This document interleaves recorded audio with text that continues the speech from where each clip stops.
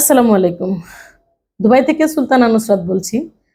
আশা করছি আপনারা সবাই ভালো আছেন। আজকের আপডেট হাই প্রফেশন ভিসা।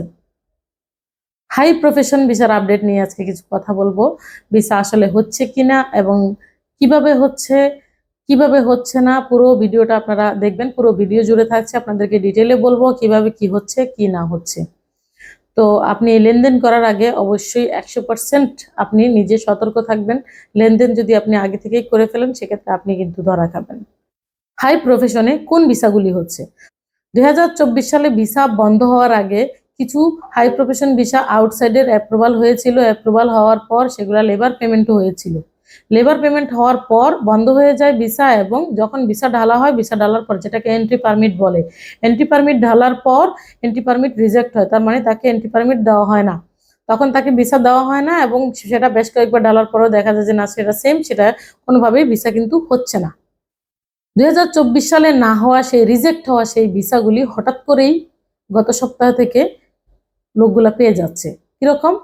লোকেরা কিন্তু প্রায় ঢালে এক্সপেরিমেন্টের জন্য। টাইপিং সেন্টারগুলো সবসময় কিন্তু ট্রাই করে, আমরাও ট্রাই করি, তো সবাই কিন্তু আমরা ট্রাই করি। তো হঠাৎ করে আমাদের মনির ভাই নামে একজন আছেন, যিনি শ্রদ্ধেয় মনির ভাই, উনিও ভিসা ঢেলেছেন। ভিসা ঢালার পর উনি একটা ভিসা বেশ কয়েকবার ঢেলেছেন।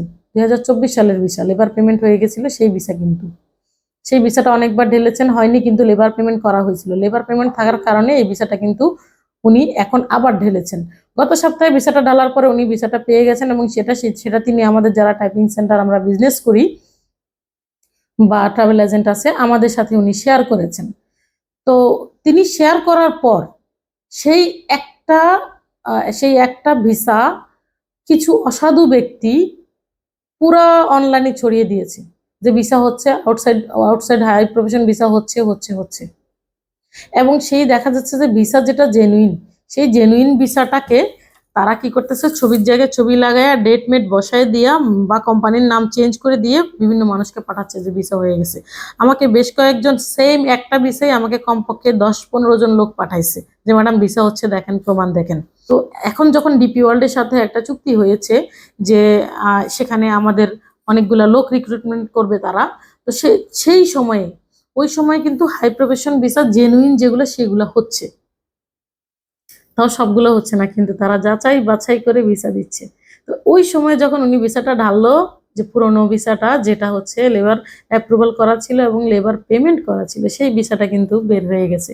তো সেইটা শোনার পর যাদের এইরকম অবস্থায় লেবার অ্যাপ্রুভাল হওয়া এবং লেবার পেমেন্ট হওয়া যে ভিসাগুলি ছিল, তারা সবাই কিন্তু সব ওই ভিসাগুলো ঢালছে, এবং ওই ভিসাগুলো কিন্তু চলে আসছে, কারণ এটার কিন্তু অ্যাপ্রুভাল আগেই এসেছে এবং লেবার পেমেন্টও আগে করা হয়েছিল। তা আপনাদেরকে যত ইউটিউবার যত কিছু বলুক, সবাই বলতেছে, আমাকে ফোন দিচ্ছে, ম্যাডাম ভিসা খুলে গেছে, ভিসা খুলে গেছে, আপনি আমাকে ভিসা দেন।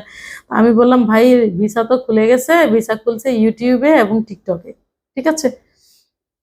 আসলে এটা আর কি বলবো, ইউটিউবে এবং টিকটকে এমন ভাবে, ফেসবুকে, টিকটকে, ইউটিউবে এমন ভাবে ফলো করে প্রচার করা হচ্ছে ভিসা খুলে গেছে।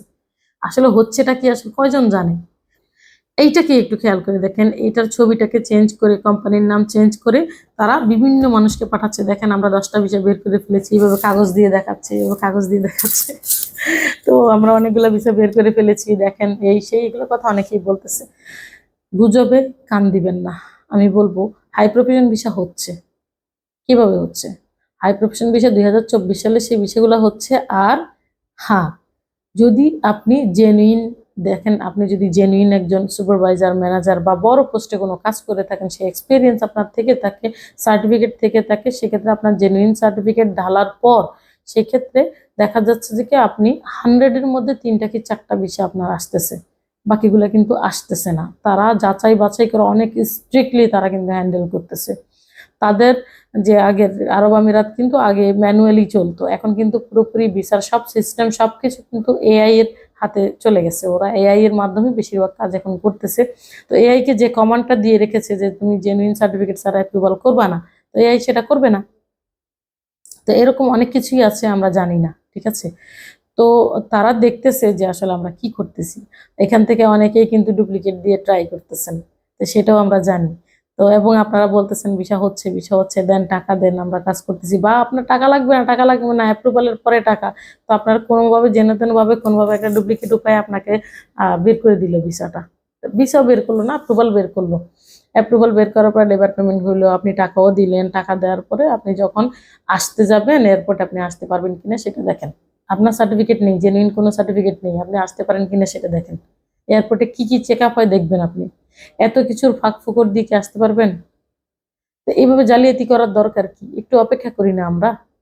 একটু অপেক্ষা করলে যদি আমাদের ভিসা নর্মাল হয়ে যায় ইনশাল্লাহ।